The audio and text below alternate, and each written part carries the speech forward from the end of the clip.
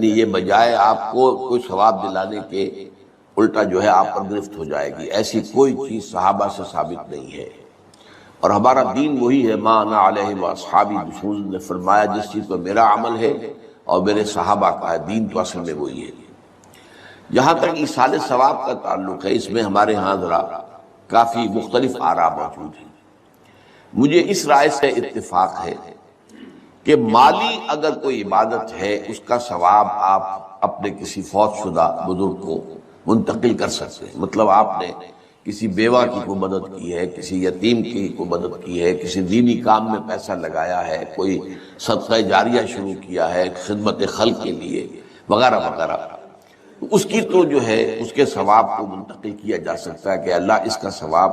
میرے والد یا میری والدہ کے روح کو پہنچا دے۔ جسمانی نہیں، آپ نماز پڑھ کے کہیں اس کا ثواب، یا روزہ رکھ کر کہیں کہ اس کا ثواب، یا یہ کہ آپ قرآن پڑھ کر کہیں یہ آپ ہی کو ثواب ہوگا، آپ خود پڑھیں گے آپ کو ثواب ہوگا۔ البتہ ایسے تمام افعال کے بعد جب آپ اللہ سے دعا کریں گے، یہ نہیں کہیں گے کہ میرے اس فعل کا ثواب منتقل کر دے، اے اللہ میرے والدین کی مغفرت فرما، تو یہ کوئی نیک کام کرنے کے بعد جو ہے اس دعا کی تاثیر جو ہے وہ بڑھ جاتی ہے۔ بس اس پہلو میں انڈائریکٹلی اس کا ایک تعلق بن جائے گا، ورنہ یہ کہ وہ اس طریقے سے بچوں کو بلانا اور پڑھانا اور یہ جو ہے سوئم میں کرنا اور قرآن خوانی کی محفلیں، یہ سب بدعات ہیں، اور یہ در حقیقت دین میں اضافے ہیں اور ان کی کوئی حقیقت نہیں ہے۔ دیکھیے، انسانی زندگی کے یہ تین دور ہیں: حیات دنیاوی جو ہماری پیدائش سے شروع ہو کر اور ہماری موت پر ختم ہو جائے، پھر حیات برزخی موت سے لے کر قیامت کے دن تک، اور پھر حیات اخروی ہے قیامت میں ریزریکشن کے بعد سے وہ زندگی جو ہے جو جنت یا دوزخ کی ہے۔ اس میں ان دونوں زندگیوں کے بارے میں تفصیل سے کوئی بات کرنا بالکل غلط ہے، اور اس سے فتنے پیدا ہوتے ہیں۔ ظاہر بات ہے کہ قبر، جسم تو قبر میں رہتا ہے، اس میں تو کوئی شک ہی نہیں، روح کہاں جاتی ہے؟ کیا وہ بھی قبر ہی میں رہتی ہے یا کہیں اور چلی جاتی ہے؟ قرآن مجید میں سجین اور اعلیٰ علیین کا ذکر موجود ہے، لیکن یہ تمام چیزیں متشابہات میں سے ہیں۔ یہ تمام چیزیں قرآن مجید میں سورہ آل عمران کے شروع میں بیان کیا گیا ہے کہ ہم نے یہ کتاب اتاری ہے، اس میں کچھ آیات محکمات ہیں، کچھ متشابہات ہیں۔ وہ متشابہات کا ایگزیکٹ مفہوم جاننا اس وقت ہمارے لیے ممکن نہیں ہے۔ یہ تو جب اس عالم میں ہم پہنچیں گے تو معلوم ہوگا کہ ہاں یہ بات تھی کہ جو قرآن مجید میں اس طور سے کہی گئی تھی۔ لیکن یہ کہ اس وقت جو ہے جتنا کچھ ہمیں حدیث صحیح میں مل جائے یا قرآن میں مل جائے، اس عالم برزخ میں بھی یہ تو ہوتا ہے کہ جو نیک لوگ ہیں انہیں کچھ نہ کچھ جو ہے اثرات اچھے ان پر پڑتے رہتے ہیں، ان کی ارواح پر کہہ لیجئے،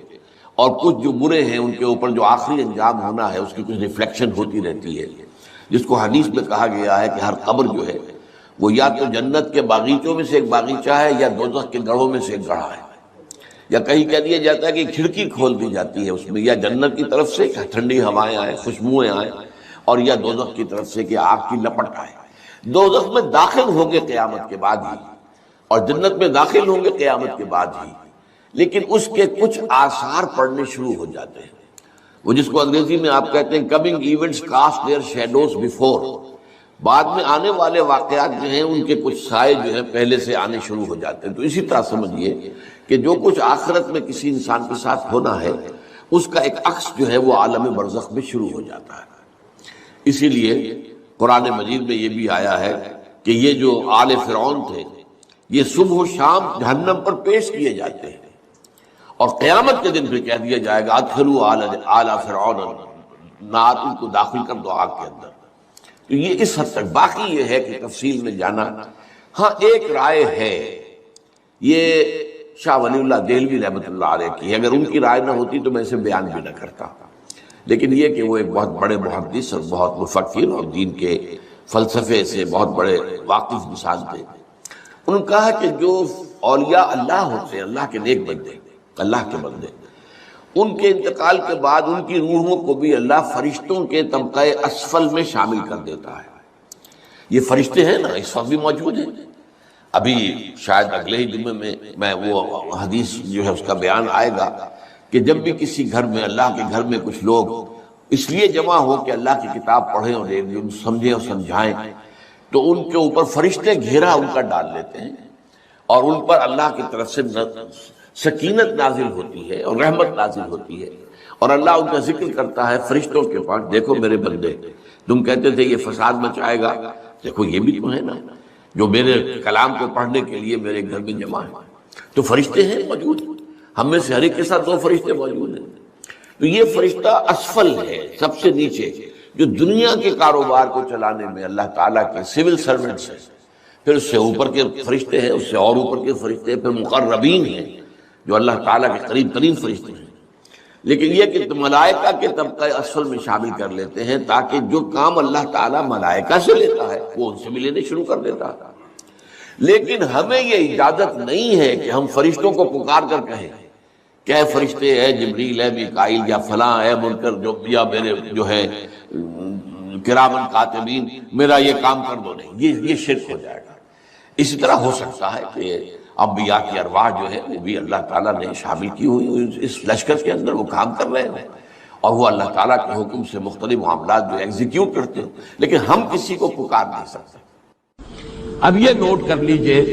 ہدایت و ضلالت اس دنیا میں